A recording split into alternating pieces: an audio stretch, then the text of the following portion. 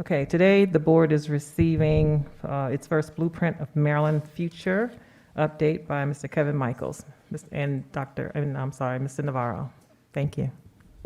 Good evening, Ms. Cousins, Dr. Curry, members of the board. My name is Kevin Michael, and I'm here as the implementation coordinator to provide an update on the Blueprint for Maryland's Future.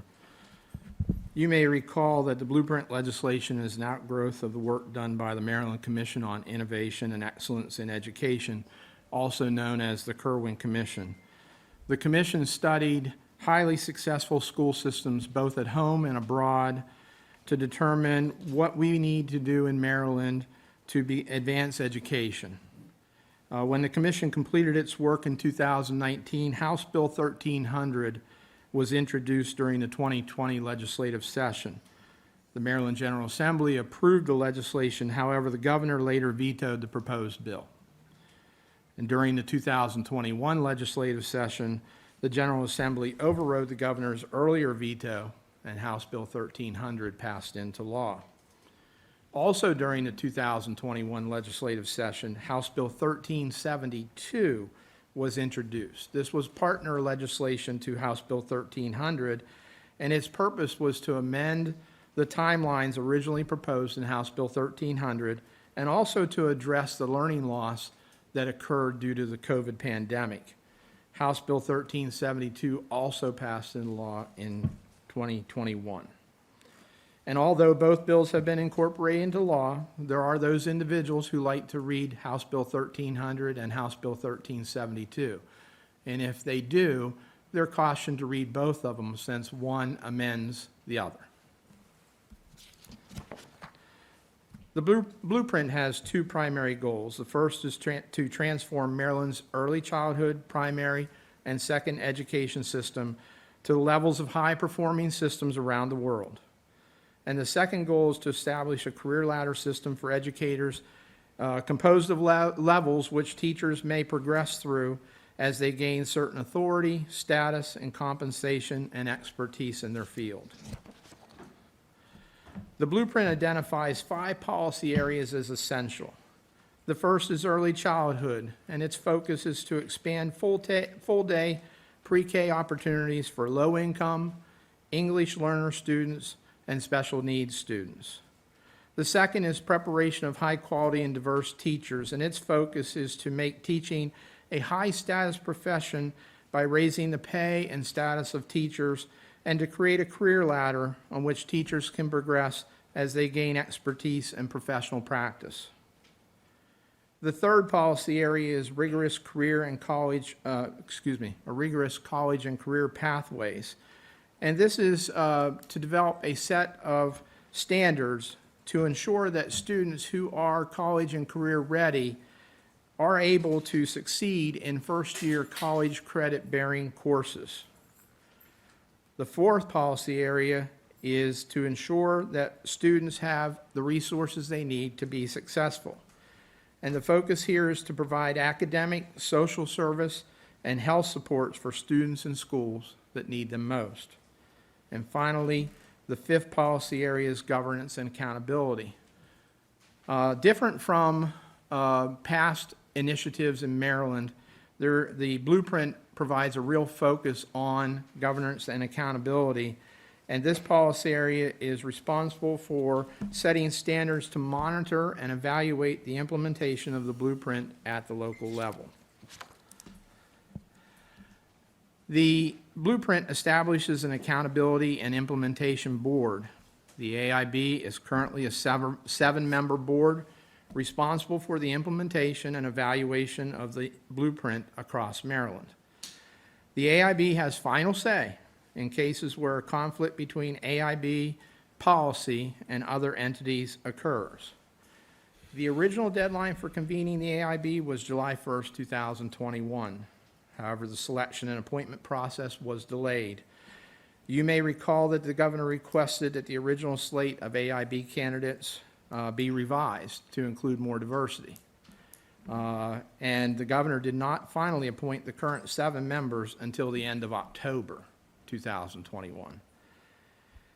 The initial meeting of the AIB was November 15, 2021, and since that time, the AIB has met to gain a better understanding of the work of the Kerwin Commission and the blueprint legislation as a whole. The AIB plans to begin a deep dive into legislation as part of its work in developing a comprehensive implementation plan. The AIB will be forming advisory groups for each of the 5 policy areas to provide stakeholders from across Maryland the opportunity to give input as the comprehensive implementation plan is developed. The future dates and times for AIB meetings is posted on the Maryland General Assembly website, and they are available for public access. Generally, they're in YouTube format. In addition to the AIB, the Maryland State Department of Education plays a major role in the implementation of the blueprint. MSDE has established the Office of Strategic Planning and Continuous Improvement to oversee MSDE's role in the blueprint. This office has begun hosting monthly meetings with implementation coordinators, and it has implemented what they call the Hub to facilitate communication between implementation coordinators and MSDE. MSDE plans to develop and maintain an FAQ sheet to provide clarification and guidance for the many questions that currently exist. MSDE did recently provide guidance on the process local systems would use to identify low-performing schools. In the future, MSD expects to provide guidance in the form of playbooks, is what they're calling it, for each of the 5 policy areas, as well as technical assistance to the local school systems as they begin to develop their implementation plans. At the local level, Calvert County Public Schools has a steering committee which meets monthly. The purpose of this committee is to understand the work of the AIB, MSDE, and CCPS policy area work groups, and to discuss issues, concerns regarding the local implementation of the blueprint. The CCPS policy area work groups are currently completing an in-depth study of the legislative requirements for each of the following 5 policy areas. The knowledge that they are gaining from this in-depth study will serve us well when we're developing our implementation plan. In addition, we are meeting with CEA, CASE, and CASA on a monthly basis to discuss and compare our understandings of the blueprint implementation and the requirements. This has proved beneficial so far. And across Southern Maryland, the implementation coordinators from Calvert, Charles, and St. Mary's County meet weekly to discuss updates, issues, and to share resources. It's always better not to have to reinvent the wheel each time, and we found that to be extremely beneficial to Southern Maryland area. And finally, Mr. Willis and I have communicated recently, and the initial meeting of the Calvert County Blueprint Implementation Committee will be held in April 2022. With regards to this legislative session, there are currently 3 proposed changes to the blueprint law. 2 of them are contained in House Bill 1450, and the third is in House Bill 633. The first proposed change would change the timeline for the development and submission of implementation timelines. The proposed change would move the deadline for MSDE to provide criteria for evaluating implementation plans from April 2022 to September 2022. The deadline for the AIB to develop a comprehensive implementation plan would move from February 2022 to December 2022, and the deadline for school districts to submit their local implementation plans would move from June 2022 to March 15th, 2023. These changes are predicated on the fact that the AIB did not convene until November, far after the expected date of July 2021. And so the changes have been made. They have to be acted upon by the General Assembly since they are part of law. The second proposal changes the timeline for the implementation of the support pathway for students who do not achieve college and career ready status by the end of grade 10. It would propose changing this from school year 22-23 to school year 23-24. MSDE originally recommended that the implementation of all the CCR pathways be delayed until 24-25. However, the bill was amended to reflect perhaps a more conservative approach from the AIB. And the final proposal expands the membership of the AIB from 7 to 11 members. The purpose is to ensure representation from identified regions and counties across Maryland, as shown on this slide. As with most new initiatives, there are often more questions than answers at first. This is certainly the case for the blueprint. To date, nearly 70 questions have been shared with MSDE, and we are awaiting clarification on those questions. The slide that you see shows some of the most common questions from across the state, the first being the 10% salary increase for teachers. The law requires that teacher salaries increase 10% at a minimum between the period July 1, 2019 and June 30, 2024. When CEA and CCPS negotiated our current agreement, and we did that in good faith, we felt that we would meet this 10% requirement. However, it has since been determined at the state that the steps that were negotiated cannot be counted towards the 10%. And therefore, that leaves a delta, a difference that must be made up. And as recently as today, Mr. Navarro and I spoke with representatives from CEA about how we are interpreting that delta and gathering more information so that we can proceed. The next question has to do with low-performing schools, and that question has really, the number of times that has come up has really decreased since MSDE released its framework for determining and identifying low-performing schools. CCPS has no low-performing schools as mandated by MSDE's framework. The next is the definition of teacher.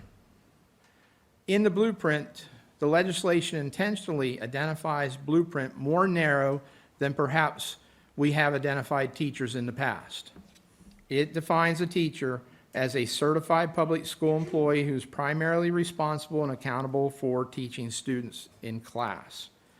It goes on to say that teacher does not include such positions as curriculum specialists, instructional aides, attendance personnel, psychologists, social workers, and so on. So how we navigate those waters with the narrow definition established by the blueprint is a question that remains across the state. As far as the $10,000 salary increase for MBC teachers, that will go into effect July 1, 2022. So next year, MBC teachers that fall under the definition by the blueprint of teacher will receive a $10,000 salary increase. And finally, the other question that is now prevalent in the state is if we are moving other timelines about submission of plans, et cetera, what embedded timelines in the law, what other ones are going to move? And so that is a question that we're hoping the AIB will begin to answer as it does its deep dive in the legislation. Since July 2021, CCPS has submitted all required blueprint reports on or before their specified deadlines. This slide shows a partial listing of upcoming deadlines, and it's likely that House Bill 1450 will result in additional timeline elements being added to school year 22-23.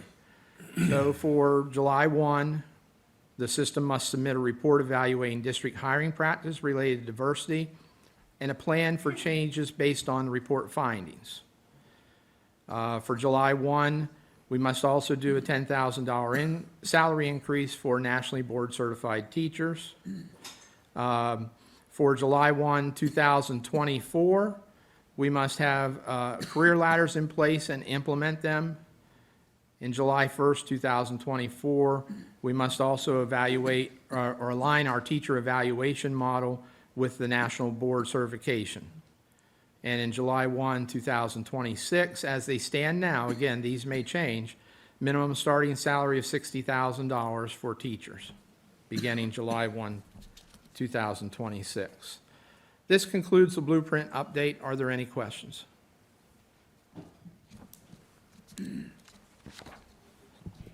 So yes, The state has committed, is this a correct statement? The state has committed to pay for all associated expenses and the career ladder and the 10% and the national board certification. Is that a correct statement? No, the state is going to pay its portion, but there is also a local component for the requirements under the blueprint.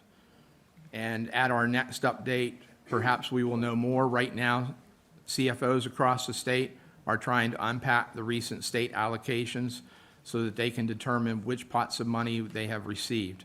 So rather than try to give you a complete answer now, that may be something we know more for the next update in April.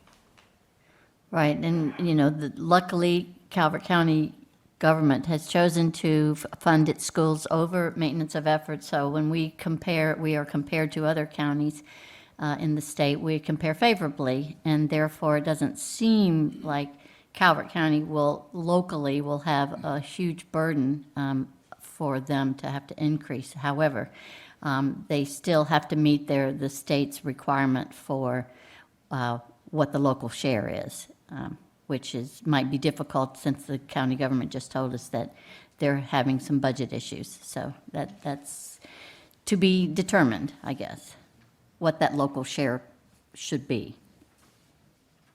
Again, we'll have clarification, perhaps more CFOs are unpacking that right now. So I don't want to say anything else beyond that at this time. And since there have been these delays, has there been discussion that meeting the 10% might be out another year as well? There was some discussion and comment, and Rachel Heiss, who's the executive director for AIB, mentioned in one of the public meetings that such items as the career ladder may be delayed. She did not specifically say the 10%. And that's all that we've heard so far, and even that was not anything that we would consider official. Because those are big numbers. If we can only include the cost of living, we can't include our steps. Yes. We're looking at, I think there was valuations in the $4 to $5 million range annually increasing, and that's a big number. So thank you. You're welcome.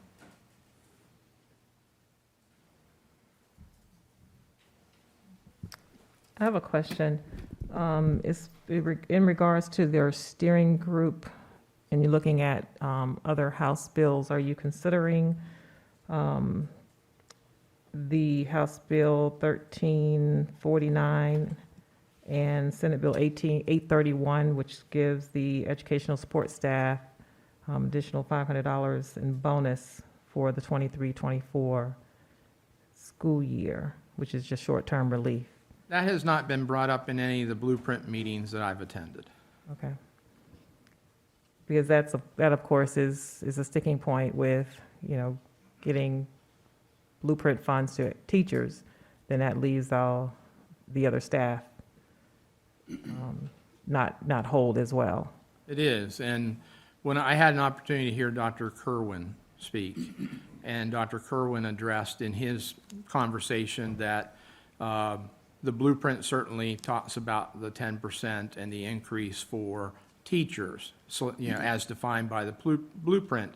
But he went on to add that he hoped that locals would find a way to be able to also address that salary increase or some salary increase for other employees of the system. Okay. Any other questions? I certainly appreciate you bringing this update to us on a monthly basis. We look forward to your update next month. And if there are any particular areas that you would like to see or focus on, please don't hesitate to let me know so that we can prepare that accordingly. Will do. Thank you. And I believe you'll be staying put? Yes. Okay.